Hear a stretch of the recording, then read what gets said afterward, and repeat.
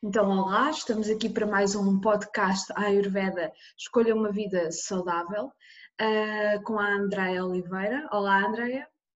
Olá, bom dia, Bom dia. Marisa, bom dia a todos. Esta será a última entrevista, será deste mês com a Andreia, apesar de irem ser feitos mais 2 vídeos para transmitir até ao final deste mês. Agradeço o teres aceito o convite para estares neste mês de junho, o mês do Yoga. Celebrou-se Eu é que agradeço o convite. Celebrou-se no passado 21 de junho o Dia Internacional do Yoga, pela sexta vez, e por isso estes vídeos estão todos também virados para o conceito do Yoga e do Ayurveda.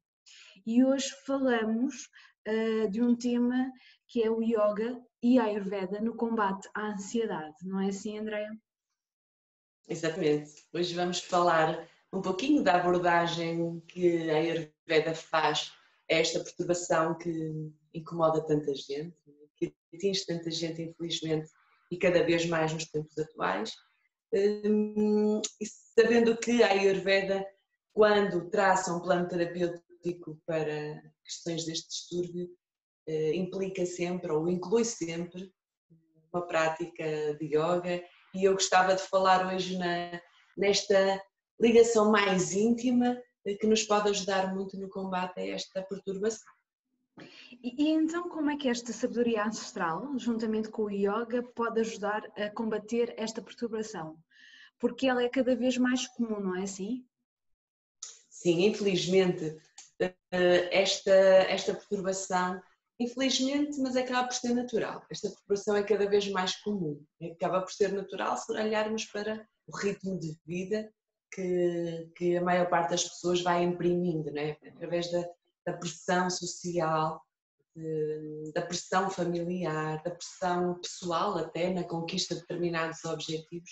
As pessoas vão imprimindo um ritmo demasiado agitado e acelerado, e eu contra mim falo, e depois há uma série de manifestações e de sinais que o corpo vai dando, e em muitas situações vai apontando para esta situação deste distúrbio de ansiedade. Estima-se que 4,4% da população mundial seja atingida por esta perturbação, e uma coisa que eu acho curiosa que tem vindo a aumentar é o elevado número de casos no sexo, nas pessoas de sexo masculino, porque havia uma ideia, se calhar errada, não é?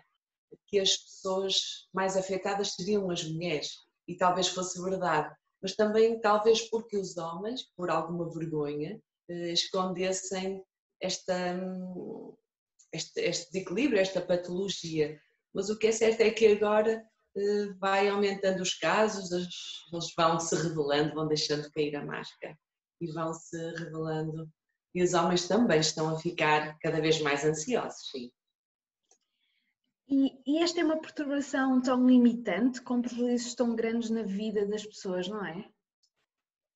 É uma perturbação muito limitante, e convém aqui dizer que eu falo por conhecimento próprio, que já padeci desta maleita em grande escala durante muitos anos, e no seu auge, portanto nos seus efeitos máximos, na sua tensão máxima, e causa grande transtorno, sim. Primeiro porque ela se caracteriza por um estado geral e quase permanente de grande tensão, de aflição, de preocupação excessiva, de medos excessivos de tudo e de nada, até daquilo que é mais irracional.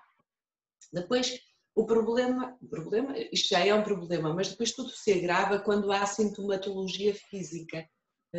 Começam a aparecer taquicardias, portanto a elevação da pressão arterial, do batimento cardíaco, a sudação das mãos, tonturas, sensações de desmaio, secura na boca, todas as sensações às vezes semelhantes a um ataque cardíaco, e o que leva muita gente ao hospital, às urgências do hospital, porque de facto os sinais, os sintomas de ansiedade são muito semelhantes aos problemas cardíacos, dor no peito, pressão no braço, no ombro, no pescoço.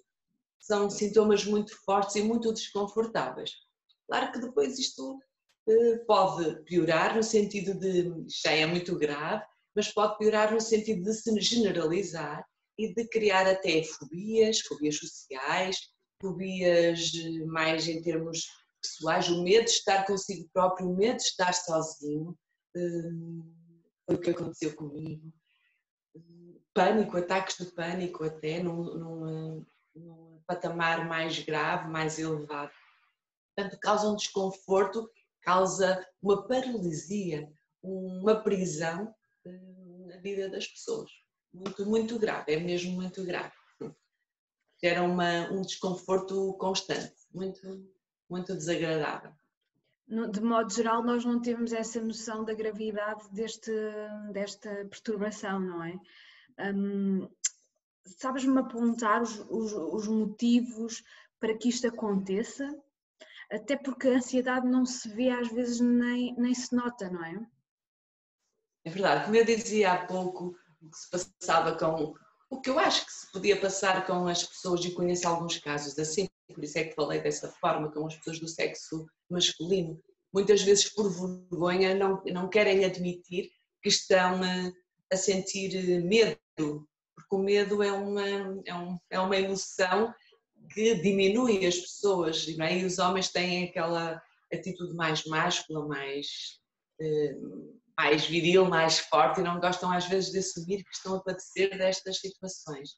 Mas isso também acontece com muitas outras pessoas, que às vezes as coisas vão acontecendo, vamos sentindo as situações e vamos escamoteando, achando, isto é uma fase, porque eu estou preocupada com isto, porque é por aquilo.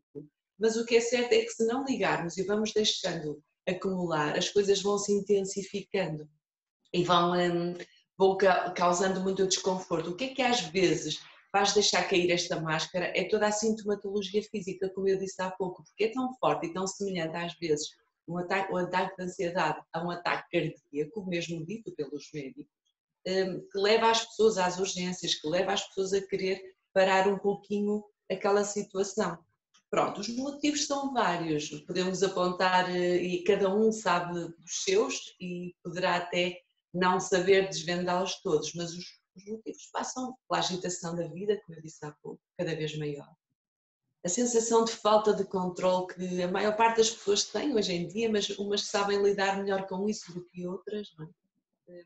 Porque cada vez percebemos mais que tudo na vida nos escapa ao controle e há pessoas que têm muita tendência, muita necessidade de ter tudo sob controle para se sentirem seguras.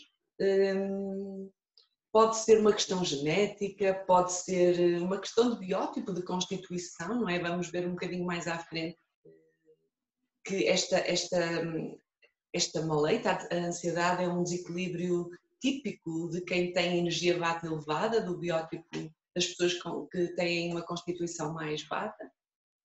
Pode ser por uma alimentação desadequada, isso também é muito comum nos tempos que correm, por todas as impressões agitadas que vamos oferecendo aos nossos sentidos. E às vezes nem percebemos isso pelos filmes que observamos, pelas músicas que ouvimos, pelas pessoas, por tudo do mais concreto, do mais material até ao mais sutil, podem interferir. E claro está, se há pessoas com mais predisposição genética ou de biótipo para estas questões, são essas que vão sofrer mais. Porque depois, quando este desequilíbrio se instala, ele é visto, ele é manifesto, quer em termos de físico, quer em termos de mente, quer em termos de emoções. E vai haver uma sensação de desconforto tão grande, vai haver o sabor amargo da vulnerabilidade, a qualquer momento acontecer qualquer coisa que é sempre negativa nestas situações. Como se o prazer da vida se esvaísse em medos, em angústias, em desespero às vezes, em pânicos, em inseguranças sem fim. Mesmo é um sentir que estamos presos a algo que é muito irracional e que só nós sentimos, porque eu falo por experiência própria pelas pessoas que conheço, a ansiedade nem sempre é bem compreendida pelas pessoas que nos rodeiam. nem sempre é compreendida pelas pessoas. É preciso ter alguma empatia para saber lidar com estas questões, porque realmente ela acaba por ser muito irracional em determinados momentos, muito irracional. Só quem já passou por isso, ou quem passa por isso, consegue dar o devido valor.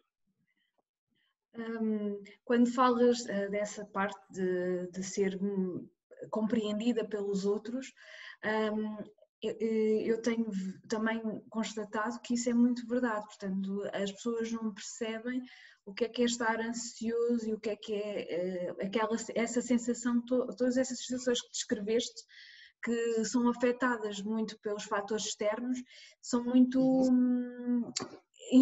destabilizam a pessoa que está ansiosa, não é? E aumentam essa ansiedade. Então a minha pergunta é: como é que a pessoa pode avaliar o seu nível de ansiedade? Ora bem, acaba por ser fácil nos tempos que correm, porque já há tanta coisa, há muita informação, ao despertar para este problema, que acaba por ser um problema do foro mental e psicológico. Há, no entanto, a necessidade de distinguir. Nós sabemos que a ansiedade pode ser uma emoção, até resultar de uma emoção em situações normais, e acaba por ser normal, porque o facto de termos alguma ansiedade, algum medo, algum receio, isso também funciona como um poder protetor em relação a determinados perigos. Funciona como um tempero na vida, não é? Aquelas situações boas que nos causam ansiedade, nem conseguimos dormir, queremos acordar rápido para o dia esplêndido que vamos ter, para aquele encontro que vamos ter, aquela sensação do coração começar a bater, mas por motivos positivos, não é? Isso é uma ansiedade pontual, esporádica, que é boa, que dá sabor à vida e que é normal que toda a gente passa por isso.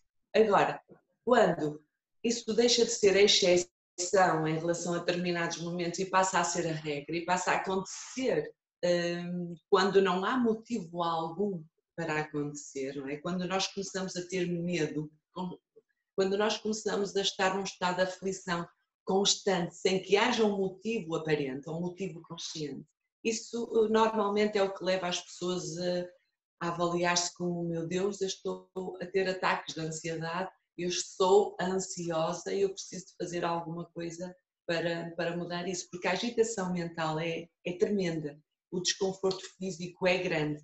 Portanto, não dá para passar sem notarmos que estamos a ficar com este desequilíbrio. Ele é mesmo muito, muito marcante, é muito paralisante. É muito paralisante. Acho que isto é uma palavra que define todo o meu percurso como pessoa ansiosa: paralisante. E tens a noção se é galopante, ou seja, começas por ter alguns ataques de ansiedade e depois passa a ser diário? Certo, sim. Comigo foi exatamente isso que aconteceu. Eu sempre percebi que era, só vou fazer esta ressalva porque eu não gostava que se centrasse em mim a entrevista, mas eu acho que é muito importante dar este meu testemunho. No meu caso, eu sempre percebi que desde pequenina era uma pessoa ansiosa. Ansiosa naquelas situações boas que me referi há pouco tempo. Eu não dormia quando sabia que tinha que fazer uma coisa que gostava no outro dia. Eu tenho por norma viver muito intensamente, eu saboreio muito as coisas e é tudo muito importante para mim num grau em que às vezes as pessoas nem imaginam. E sou assim desde pequenina, então isso criava-me uma ansiedade em relação a tudo. Mas enquanto era em relação às coisas boas, nós vamos achando que aquilo faz parte de nós, é uma característica. Só que em determinada altura da minha vida começou a manifestar-se assim de repente, porque eu até era uma pessoa bastante corajosa e aventureira, de repente comecei a ter medo de determinadas coisas, do mais simples que se pode imaginar, de fazer uma viagem de comboio, quando até à semana anterior tinha feito essa viagem diariamente, e de repente comecei a sentir ansiedade e pânico dentro do comboio, não conseguir estar sozinha, não conseguir conduzir sozinha, não conseguir fazer uma série de coisas sozinha, porque a sensação era de desmaio, de tontura, de que me ia descontrolar e de que ia morrer, não é? Porque aquelas sensações aflitivas são mesmo muito, muito nessa onda de que vamos morrer. Uma vez um psiquiatra, porque eu percorri todo tipo de ajuda, como a maior parte das pessoas faz, e um psiquiatra disse-me exatamente isso. A sensação que tenho é de morte e eu admito isso, eu como médica admito isso, que a sensação é muito desconfortável, mas tem que ter a certeza de que não vai morrer. Eu até lhe disse, eu sei que não vou morrer, seu doutor, porque já me deu isto muitas vezes, eu nunca morri, eu sei que não vou morrer, mas eu quero perceber porque é que eu sinto isto, porque é que de repente, em determinada altura da minha vida, eu mudei completamente e comecei a sentir-me assim, incapacitada. Foi aí, depois procurei outro tipo de respostas que me ajudaram. Sim. Este testemunho é muito importante, também pode-se dizer que pode ser um dos motivos para que tenhas encaminhado no Ayurveda e no Yoga, não é? Sim, sim, é muito importante. Porquê? Porque eu tentei tantas abordagens diferentes, eu costumo dizer, eu só não fui um bruxo, porque eu fiz de resto de tudo. Até falei com um padre que tinha um conhecimento assim espiritual avançado, e ajudou muito, gostei muito de falar com ele. Fiz imensas coisas, enverdei por vários caminhos e parecia que nada me ajudava ao ponto de me curar. Podiam ajudar pontualmente, é verdade, ajudavam pontualmente, mas nada que aquilo voltava. Aquilo voltava noutra fase da vida e a medicação é para esquecer, porque eu mesmo a tomar a medicação eu sentia tudo na mesma. Não é só, em último caso, os ansiolíticos realmente acalmavam-me naquele bocadinho, mas a angústia que ficava mesmo durante o efeito do ansiolítico era, para mim, terrível. Era como se estivesse de drogada, mas consciente do problema que tinha, com todas as sensações de angústia e de tristeza. Portanto, nada me ajudou mais do que o olhar para mim. Por isso é que eu estou aqui a falar disto, o olhar para mim, e foi o yoga que me despertou, mais tarde a Ayurveda que surgiu, e eu perceber, por isso é que eu acho muito importante que haja uma responsabilização, um comprometimento da pessoa que está com qualquer tipo de patologia, neste caso com a ansiedade, um compromisso dela de perceber o que é que poderá mudar para aliviar todos estes sinais, todos estes sintomas. E depois ela vai perceber, porque foi o que aconteceu comigo, que estilo de vida é mais adequado para manter mais durável no tempo um estado não ansioso. Porque é isso que se passa. Porque nós temos, eu falo por mim, eu tenho tendência a ser ansiosa. Eu sei que isso é uma tendência minha. E também sei aquilo que me faz mal. Claro que eu agora já estou sem nenhum ataque de ansiedade, sem nenhum sinal desse já há algum tempo, e agradeço por isso, mas sei que a qualquer momento, se eu me descuidar em determinadas situações, eu sei que posso agravar e posso desequilibrar por aí. Portanto, é muito importante, e por isso é que o Yoga e o Ayurveda nos dão clareza e conhecimento para lidar com esta situação. Voltar ao centro, como bem falaste noutras entrevistas, não é? É isso mesmo. E antes de avançar para a parte do Ayurveda e do Yoga, deixa-me só fazer-te uma última pergunta que tem a ver com os dias que estamos a viver atualmente. As pessoas atualmente, com a pandemia, estão mais ansiosas. Certo, estão mais ansiosas porque para já estão assustadas, não é? E depois esta situação vem nos tornar todos mais vulneráveis, não é? E percebermos que realmente não controlamos, ainda por cima se trata de um inimigo invisível, nós não controlamos nada, nem esse inimigo, exato, nem a nossa vida, não é? Se toda a gente vai olhar para a sua vida e vai perceber que de uma forma ou de outra ela se alterou. E tudo ficou muito na corda bamba, no fio da navalha, não é? Questão de emprego, em questão de relações, uma série de coisas que mudou. Algo que nós sentíamos que nos dava tanta segurança, acaba por deixar de o fazer, não é? Eu estou a falar na situação de emprego, muita gente sentiu esse abalo na situação de emprego, mesmo empregos garantidos, não é? Que proviam um bom rendimento para as pessoas, de repente tudo parece que se esvai e fica muito vulnerável. Isso pode depender da forma como a pessoa interpreta essa situação, pode descambar numa ansiedade, é normal, porque as pessoas perdem o controle, as pessoas ficam com medo. E aqui até há uma razão aparente. não é? E há uma razão para que aconteça esse descambar para esse lado. Por isso é mesmo muito importante, e nesta fase percebi isso comigo e com outras pessoas que me rodeiam. É muito importante. É muito importante a prática do yoga, é muito importante termos algum conhecimento, já não digo muito, mas algum conhecimento da Ayurveda, para nos munirmos com escolhas adequadas para manter o nosso discernimento, a nossa clareza e a nossa entrega à ordem, não é? Porque tudo obedece a uma ordem, mesmo esta situação que nós não gostamos.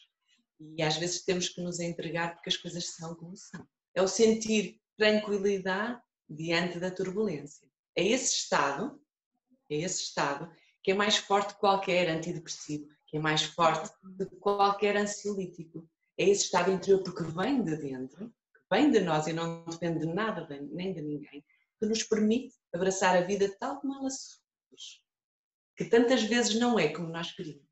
Muito bem.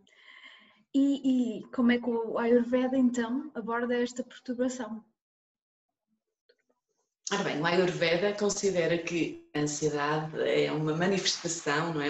De um acúmulo de vata, não é? Nós sabemos que, quem conhece a Ayurveda, sabemos que das patologias mais suscetíveis de uma pessoa de constituição vata é o desequilíbrio da ansiedade, devido, não é, à sua característica móvel, agitada, à sua instabilidade, a todo o movimento que confere a tudo o que faz na vida.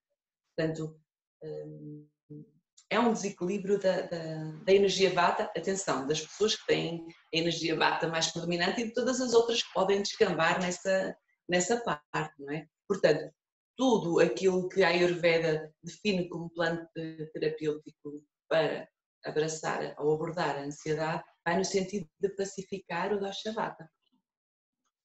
Por isso é importante as pessoas, mas eu gosto de ressalvar aqui uma coisa. Quando num plano terapêutico da Ayurveda é desenhado para tratar a ansiedade, nós temos que perceber que a pessoa pode ter a constituição vata ou pode não ter a constituição vata. Portanto, há determinados procedimentos e conselhos que têm que ser ajustados à constituição da pessoa, certo? Ela pode ser mais pita, mais kapha, e então nós temos que ajustar esse plano. Porquê? Porque o Ayurveda não vê a ansiedade, ou não vai tratar a ansiedade, mas vai tratar aquela pessoa com distúrbio de ansiedade. É isso.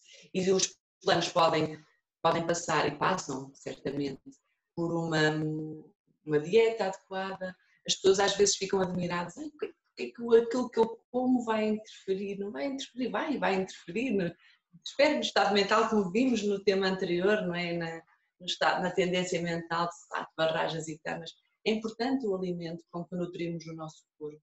Portanto, a dieta é sempre a primeira coisa a pegar. Depois, uma série de conselhos que têm como objetivo promover a mudança de hábitos, para que a pessoa perceba que está no seu controle, que está no seu comando, que está nas suas mãos a mudança desse padrão e dessa tendência ansiosa. Depois podem haver, e há fitoterápicos que nos podem ajudar, tratamentos como massagens, como uns bastos internos em casos mais graves, uma vez que é um desequilíbrio de vata ou base interno, por vezes, nestes casos de ansiedade, ajuda imenso. O Shirodhara, um tratamento direcionado para a parte da cabeça, que é muito benéfico também. Há uma série de coisas que têm como objetivo, pode ser prevenir, não é? A pessoa pode querer mudar hábitos para prevenir a sua tendência ansiosa, portanto, no fundo é aquilo que eu faço neste momento. Pode ser para aliviar e pode ser para curar. Claro que, dependendo deste grau, também aumenta o grau de dificuldade e aumenta o grau de compromisso que devemos assumir connosco, que é grande. É sempre mais do que 50%, não é? Exatamente. É, muito mais. Mas uma outra questão, sabendo que o desequilíbrio de Vata ou melhor, sabendo que o Vata é o dosha predominante, há alguma recomendação mais geral?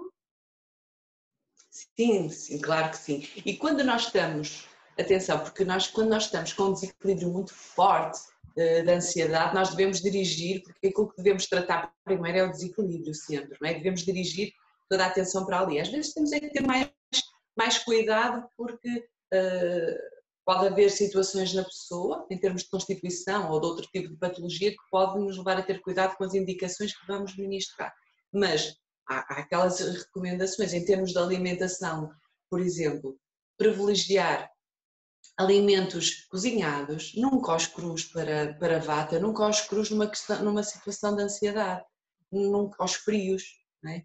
Alimentos mais quentinhos, cozinhados, oleosos e oleosos, quando dizemos oleosos não é oleosos fritos, não é nada disso, é regados com azeite ou óleo de sésamo, o que for que escolhemos, mas nada que seja muito seco para não aumentar esse atributo que já é tão natural nessas pessoas, ou quando se está assim com esse desequilíbrio, evitar ou eliminar todos os alimentos que sejam gelados, fritos, processados. O excesso de glúten pode fazer muito mal também, porquê? Porque o glúten prejudica muito o funcionamento do nosso intestino e não podemos esquecer que o intestino grosso é o órgão primário de Vata, portanto agravando ali o intestino vamos agravar uma série de questões e que depois interfere com a nossa mente. Intestino e mente estão muito ligados.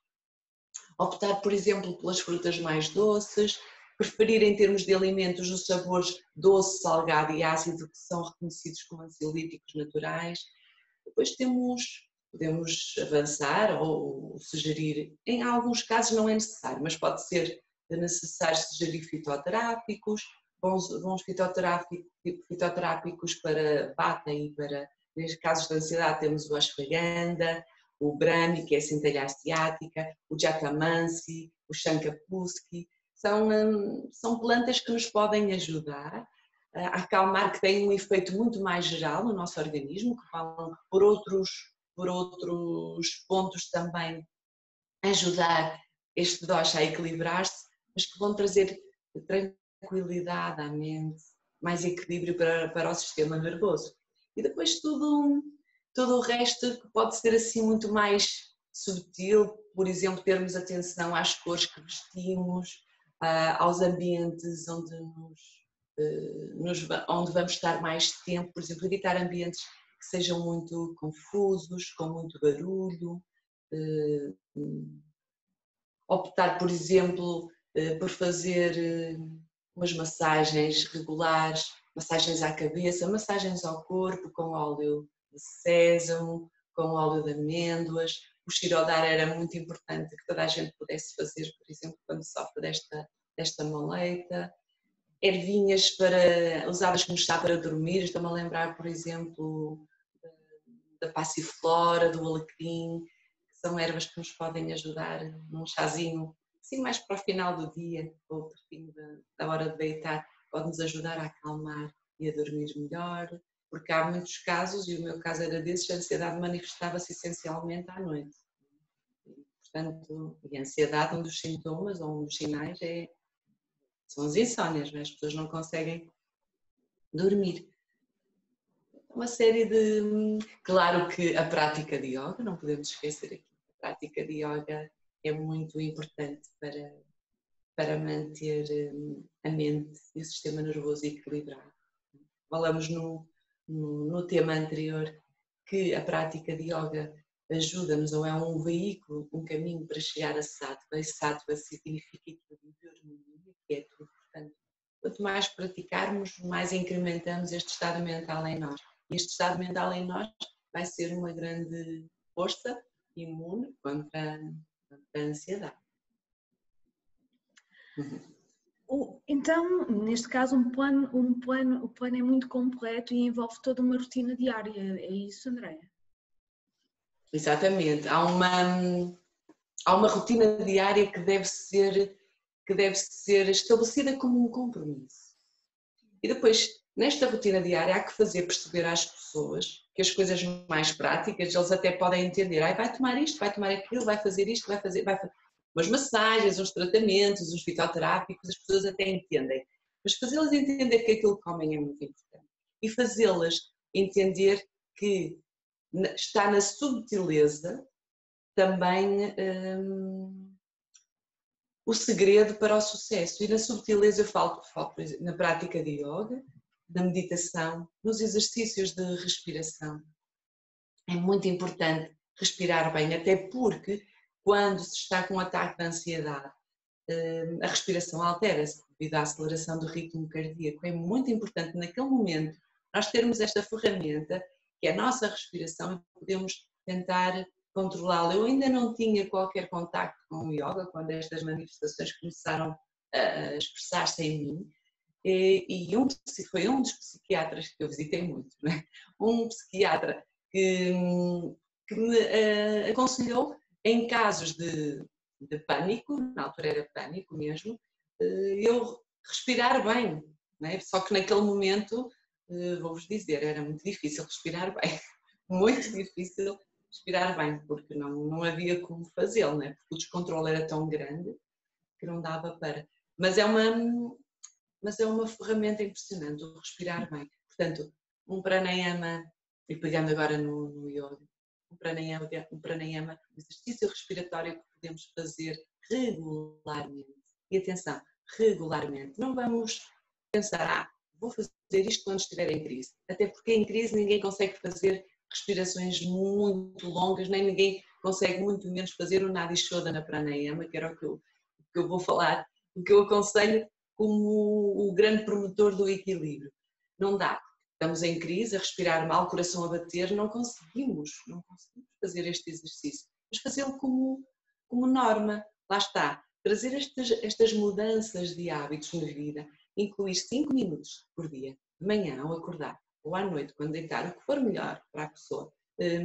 Vou sentar aqui e vou respirar, vou fazer este exercício. Começar por respirar normal, como falamos até no primeiro tema, não é? Sentir que conseguimos respirar profundamente com todo o tronco envolvido, quer na inspiração, quer na expiração. Essa é a base. Depois, já estamos exercitados, porque estamos num compromisso connosco, vamos avançar. Tenho esta tendência para a ansiedade do Nadi Shodhana Pranayama, se eu fizer um bocadinho, 5 minutos que seja, vai-me ajudar a equilibrar a minha mente. Então, durante 5 minutos, fazer a respiração das narinas alternadas ajuda imenso. Depois o yoga trouxe para mim, e traz para toda a gente, obviamente, mas para mim foi muito importante a subtileza da intuação do mantra. O mantra pode ser um bija mantra, um om, um shrim, um mantra muito, muito básico, muito essencial, mas essa repetição vai ali entreter a mente está ali naquela repetição, não vai pensar em mais nada naquele momento. E mesmo que ela não acredite, porque a mente é muito desconfiada, não é? Muito marota, mesmo que ela não acredite, ela está a entoar uma intenção para o universo. Estamos a entoar algo que passa a ser verdade para nós com a repetição. E nós até passamos a acreditar mesmo quando não acreditávamos. É nesta subtileza, porque, por exemplo, quando nós entoamos o mantra Om, tão simples, Om, mas quando entoamos com intenção, não é como quando às vezes nós estamos a rezar as nossas orações, não é? Mesmo quem é católico, a rezar o Pai Nosso, reza o Pai Nosso de princípio ao fim e não esteve atento a uma única sílaba que disse, porque aquilo está tão repetitivo, não é? Já está tão decorado, que a pessoa consegue, é incrível o que nós consegue fazer, consegue repetir o Pai Nosso, usar o Pai Nosso a pensar noutra coisa, naquilo que tem para fazer, mas consegue dizer ali o Pai Nosso enquanto está a pensar no que vai fazer para o almoço. Pronto. Não é... Claro que as coisas funcionam na mesma, mas se nós repetirmos as coisas com intenção, estarmos focalizados, por exemplo, a sílaba Om desperta a nossa força vital, que é necessária para promover a nossa cura. É muito importante. É muito importante. Depois o shrim dá-nos mais sustento ao sistema nervoso, traz harmonia, o Bija Mantra Ram dá-nos força, aumenta o nosso ojas, o Rim purifica todo o nosso corpo e depois promove a saída de tamas, podemos agora falar assim, já falamos disto noutro tema, a saída de tamas para promover a transformação necessária, a mudança necessária. E é nesta subtileza, Marisa, que eu acho que reside o segredo. Na subtileza e na disciplina. Na disciplina, manter a disciplina e a regularidade. Porque se nós queremos melhorar o nosso corpo, nós sabemos que com o exercício nós conseguimos. Alguém que se propõe a correr determinada distância em não sei quanto tempo, ele sabe que se o fizer várias vezes, vai conseguir. Não é?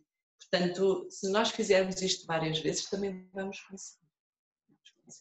É uma questão de compromisso connosco. E é isso que falta, muitas vezes, a outro tipo de tratamentos. É o compromisso. É o compromisso connosco. Porque eu não quero aqui separar muito ou colocar aqui a medicina convencional de um lado, a Ayurveda do outro. Não quero fazer isso porque acho que às vezes até se complementam, é muito importante. E às vezes as pessoas, eu às vezes até digo às pessoas, às vezes tem mesmo que ser, se tiver que ser um antidepressivo e um ansiolítico, pronto, às vezes tem mesmo que ser, porque as pessoas deixam chegar a um extremo tão grande que naquele momento, para eles sentirem alívio, para depois pensarem naquilo que vão fazer assim, tem mesmo que ser um tratamento de choque e o químico realmente é a coisa mais rápida para acalmar. Agora, e há uma série de coisas que a medicina convencional tem tão benéfica, nós podíamos era aliar as duas coisas e tentar que houvesse este comprometimento da pessoa e a sua responsabilidade pelo seu tratamento. Não é delegar nos ansiolíticos ou antidepressivos que toma, não é delegar nas conversas que faz com o psiquiatra ou com o psicólogo ou qualquer outro terapeuta, não é delegar nos outros a responsabilidade do sucesso da sua cura, mas assumi-la como sua. Essa responsabilidade é muito importante, é mesmo muito importante. Mas toda essa disciplina é muito difícil para a Vata, não é? Pois, era isso que eu ia dizer, é muito difícil, porque Vata é indisciplinado por natureza, não é? É inquieto, é instável, é vulnerável, é tudo o contrário, mas precisa. Nesta situação é muito importante trazer disciplina à vida de Vata, mas para conseguir isso é preciso tratá-lo com muita delicadeza, com muita suavidade, fazê-lo entender, porque Vata também tem uma predisposição para a espiritualidade muito grande, e isso é um ponto a favor, não é? De queremos enverdar pelo yoga, o Ayurveda, ele até consegue perceber. E depois a disciplina é através de insistência e persistência, porque depois o terapeuta acaba por definir o plano, não é? Apresenta o plano, orienta e vai fazer o papel vai vigiar. É importante que haja aqui uma vigilância para que a pessoa debata, porque depois há muita tendência a debate e há muitas outras pessoas, outras constituições que querem a cura já e agora, não é? E então os batinhas querem tudo muito rápido, são muito rápidos, querem tudo que aconteça muito rápido. Temos que lhes mudar e por isso é que o yoga é importante, a meditação é importante, traz uma consciência diferente, traz uma consciência daquilo que nós somos, daquilo que nós sentimos, daquilo que nós precisamos. É um olhar profundo para dentro, no sentido de trazer maior clareza. E essa clareza vai nos ajudar depois a ver as coisas como elas são, a perceber as escolhas que devemos fazer e perceber que essa disciplina é importante para assumirmos o controle da nossa vida, porque é tudo o controle, entre aspas, assumirmos o controle do nosso processo de cura, sabendo que tudo à volta pode estar descontrolado. É mesmo sentir segurança na vulnerabilidade que é a vida. Ela é instável por natureza, ela é impermanente, porque a ordem é assim, é tudo impermanente. Só há uma coisa que não é. E nós fazemos parte dessa coisa, que é o absoluto, não é? Nós somos isso e nós temos que nos lembrar do que somos, na verdade. Isso dá muito sustento. Mas claro está, dizer isto a alguém que não conhece nada de yoga, a pessoa vai olhar assim. Portanto, é que eu acho que uma prática regular, disciplinada, vai ajudar mesmo o gatinho a entrar na sua verdade, na sua consciência. E temos aqui o resultado, não é? Eu às vezes nem gosto muito de falar assim, Marisa, porque a vida é tão instável. Confrontamos com tantas coisas, é instável e nós somos instáveis. Eu costumo dizer, eu gosto de falar do meu testemunho, porque acho que é um bom testemunho, neste sentido, um bom testemunho neste sentido. Mas eu passei tantos anos, foi uma caminhada de tantos anos com subidas e descidas, e que eu tenho receio às vezes de dizer, agora é que eu estou mesmo bem. Eu estou mesmo bem, mas eu sei que a qualquer momento eu posso ter tendência a descambar, por isso isto é um dia de cada vez, um momento de cada vez. E nós não podemos nunca desistir, dar o que quer que seja, dar as coisas como um dado adquirido. Porque quando nós damos as coisas como um dado adquirido, temos tendência a descansar na prateleira. E nós não devemos desleixar do nosso cuidado, de nos cuidar, de estarmos sempre atentos, sempre atentos. Mas sim, considero, porque o que eu passei foi tão grave, foi mesmo tão grave em termos de manifestação física e da minha qualidade de vida, que não sei, nem sei dizer, vamos estar livre disto, e eu posso dizer uma coisa, só para perceberem. Eu tive um cancro da mama suavezinho, há cerca de 9 anos. Tive sorte de ser suave, não fiz quimioterapia, só fiz radioterapia, tirei um bocadinho da mama, pronto. Passei um processo de cancro que não foi fácil, mas digo, e só falo nisto para perceberem, que nada se comparou ao que eu sofri com a ansiedade. Nada se comparou com o que eu sofri com a ansiedade. E até agradeço de alguma forma à ordem que trouxe essa doença para mim, porque foi uma forma também, que eu já andava no caminho e já tinha percebido qual era o meu caminho para me livrar da ansiedade. Mas aquele acontecimento fez ressaltar em mim uma força que eu não conhecia e a partir daí eu nunca mais tive qualquer tipo de questão ansiosa, até agora. Podia ter uma outra situação de ansiedade noturna, e eu sabia de quê, e lá está, o conhecimento da nossa constituição é muito importante, a nossa tendência, e eu posso não parecer, mas tenho uma grande quantidade de energia vata em mim. E então eu sempre que descambava em termos, por exemplo, de trabalho, quando trabalhava imenso, eu depois, nos meses a seguir, tinha uma descarga que se manifestava em em crises ansiosas à noite, mas era só de noite. E depois fui percebendo isso e fui tentando corrigir e consegui. Mas em termos de generalidade da vida, de ser uma pessoa capaz de viver tal como as outras, eu consegui a partir do momento em que tive essa situação de cancro da mama e descobri em mim, e aí dou graças a tudo o que aprendi no yoga, olhar para mim de uma forma diferente, aceitar e entregar-me à ordem. Foi muito importante. Por isso é que eu digo que a ansiedade me aprisionou muito mais do que essa doença. Foi o meu grande inimigo durante muito tempo. Por isso, vale a pena todo o esforço, mesmo que seja para uma disciplina que não se tem, vale a pena, porque a liberdade, o saborear a vida tal como ela é tão bom. É tão bom viver sem ansiedade, é mesmo muito bom, muito bom. E toda a paixão que se sente em ti pelo yoga e pelo Ayurveda também faz-nos sentir mais seguros se formos ter contigo para nos tratar. Por isso também, isto aqui também revela, quando em nós sentimos isso, os outros também sentem e também se sentem mais seguros para seguir essa disciplina. Só queria aqui acrescentar que muitas vezes as pessoas confundem essa disciplina da rotina diária como uma prisão e na realidade não é. Não é, nós vamos assumindo, nós vamos depois percebendo que aquilo é o que nos faz bem. E eu costumo dizer, não, pronto, nós às vezes podemos querer saltar a cerca. E podemos saltar devagarinho, de vez em quando, podemos cometer algumas loucuras em termos de alimentação, de coisas que sabemos que nos vai fazer mal. Mas se for uma exceção aqui ou acolhi, não nos vai fazer mal, não é? Agora, se fizermos disso a regra, é que está errado.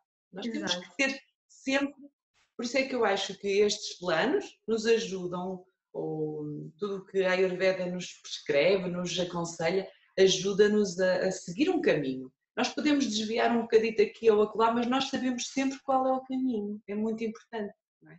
É como ir um caminho para algum sítio qualquer determinado. Mas entretanto vimos uma paisagem bonita, então saímos do caminho só para ir espreitar a paisagem. Podemos fazê-lo, até sabe bem, mesmo que possa comprometer o caminho, não é? Mas já não vamos chegar a tempo. Foi só um bocadinho. Agora não podemos estar a fazer sempre isso, porque senão não vamos mesmo chegar a tempo, não é? É só uma... É isso mesmo, Andréia. Olha, muito obrigada. Foi muito bom falar contigo este mês. Vou só aqui acrescentar... Obrigada eu a vocês e a todos. Vou aqui acrescentar que todos estes conceitos que são dados nas entrevistas, nas dicas, são conceitos gerais que todas as pessoas podem seguir, mas que é essencial que contactem um terapeuta se quiserem um tratamento, um plano mais individual, porque o Ayurveda é isso mesmo. O Ayurveda é individualização e não há tratamentos para a mesma questão, para a mesma patologia, igual de pessoa para pessoa. Portanto, temos de ter essa atenção para quem nos está a ouvir, que não seja terapeuta, que seja curioso do Ayurveda. Sempre que o terapeuta vai ter sempre mais algo a acrescentar a todos estes conselhos que nós estamos aqui a falar de forma geral. Andréia, obrigada e pronto. Obrigada eu. Obrigada. Namastê. Até uma próxima. Namastê. Olá a todos! Se quiserem mais informações sobre a Associação Portuguesa de Medicina Ayurveda, poderão contactar-nos através de www.amayur.pt.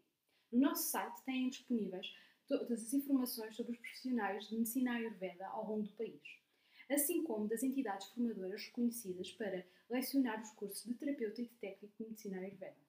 Para além disso, se desejarem juntar-se à Associação Portuguesa de Medicina Ayurveda, têm 3 categorias de sócios.